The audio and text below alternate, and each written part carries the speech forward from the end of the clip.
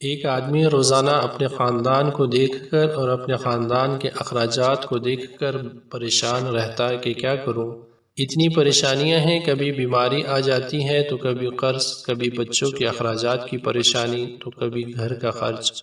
ان سب چیزوں سے پریشان وہ روزانہ اس بات کو سوچتا کہ کیسے یہ سب پورا کروں۔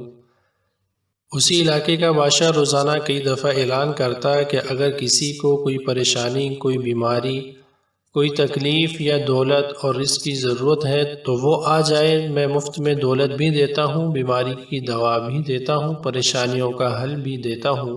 بادشاہ دن میں کئی دفعہ اعلان کرتا اور وہ آدمی روزانہ اعلان سنتا بھی تھا لیکن پھر بھی نہ جاتا، اور اگر کبھی چلا بھی جاتا تو جو برتن لے کر جاتا مانگنے کے لیے وہ برتن ہی الٹا رکھتا۔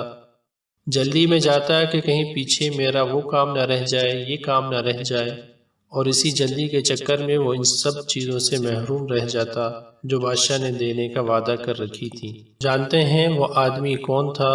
وہ آدمی میں ہوں، وہ آدمی آپ ہیں، وہ آدمی ہم سب ہیں۔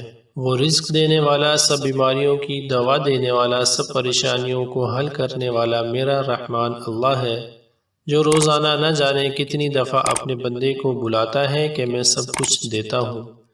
ہم لوگ روزانہ اس کی بات سن کر نہ جانے کون سے اتنی ضروری کاموں میں مگن رہتے ہیں کہ اتنی پریشانیوں کا سامنا کرتے ہیں، لیکن کبھی ان کا حل بتانے والے کے پاس نہیں جاتے، اور اگر کبھی غلطی سے چلے بھی گئے تو جلدی میں ہی لگے رہے۔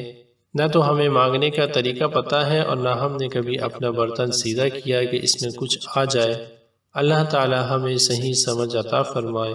ایک بار درود شریف پڑھ لیں۔ جزا اللہ عنا محمد صلی اللہ علیہ وسلم ما هو اہلہ۔